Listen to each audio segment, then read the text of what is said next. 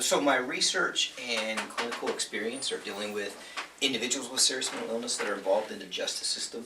Mass shootings are a unique type of criminal event, and anytime there's a mass shooting, one of the first things that the media tries to hone in on or look at is an explanation in mental health, particularly mental illness is often the first line of questioning.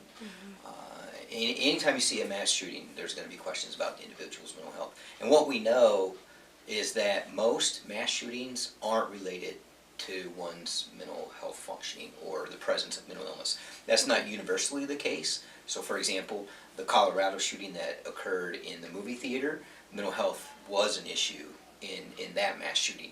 But the majority of mass shootings are not the result of an individual suffering from a severe mental illness. And such a proliferation at this time of mass shootings.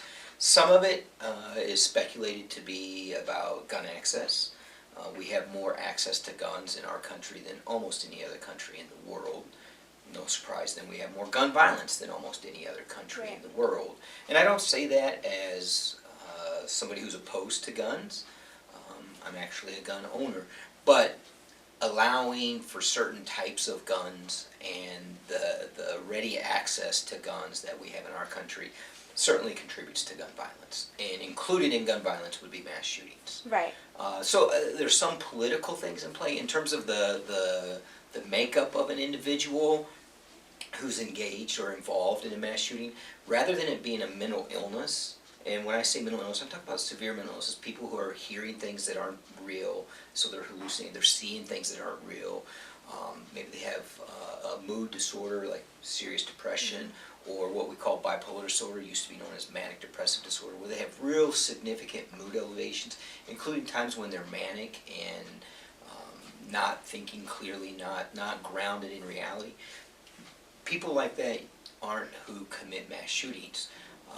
I would argue that people that engage in mass shootings have characterological deficits, and sometimes that can be construed as one's mental health makeup, if you will. So there are issues that lead people to be involved in mass shootings, I believe. But it's not rooted in mental illness. Right. In fact, if you look at mental illness, most people with mental illness are not violent. There's not a strong correlation between mental illness and violence, with the exception of very specific types of mental health symptomatology, or psychiatric symptomatology to be more specific. Other than that, people with mental illness are not more prone to violence. In fact, if you look at the statistics, people with mental illness, the vast majority of people with mental illness don't commit any sort of violence or engage in violent criminal activity. So hard to comprehend, it's so hard to understand. Why would somebody walk into a mall? Why would somebody walk into a movie theater? Why would somebody sit up in a motel in Las Vegas and just rain bullets on innocent victims that they don't know? What would lead somebody to do that? It's incomprehensible. We don't understand it. It's not how normal people would operate, but it doesn't mean they're mentally ill as we define mental illness.